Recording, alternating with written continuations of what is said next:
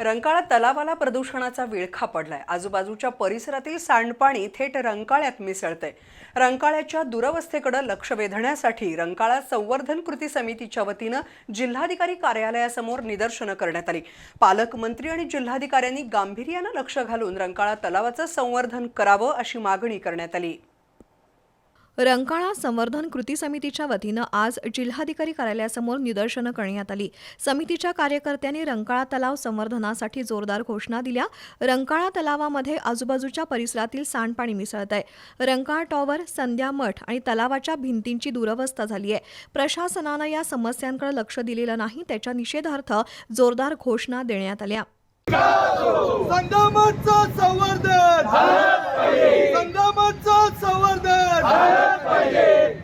रंकाळा संरक्षण संवर्धन समितीचा रंकाळा संरक्षण संवर्धन समितीचा आमचा रंकाळा आमची शान, आमचा रंकाळा आमची शान।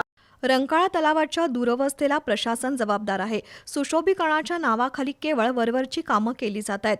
पालकमंत्री आणि जिल्हाधिकाऱ्यांनी प्रत्यक्ष पाहणी करून तलावाच्या संवर्धनासाठी उपाययोजना कराव्यात अशी मागणी करण्यात आली। पूर्वी आम्ही रंकाळ्याचं पाणी पित होतो, पण आज मला पाण्याला सुद्धा हात लावताना भीती वाटते। आजपर्यंतचे प्रत्येक कलेक्टर, पालकमंत्री ह्या रंकाळ्यावर आल्याशिवाय राहिलेले नाही। पण मला असा प्रश्न पडतोय, पालकमंत्री, कलेक्टर आणि आयुक्त यांनी आमच्या सर्वांच्या रंकाळा कृती समितीत बरोबर जर प्रत्यक्ष दौरा केला तर काय समस्या आहेत किंवा काय नाही हे त्यांच्या लक्षात आणून द्यायला आमचे सगळे कार्यकर्ते सक्षम आहेत।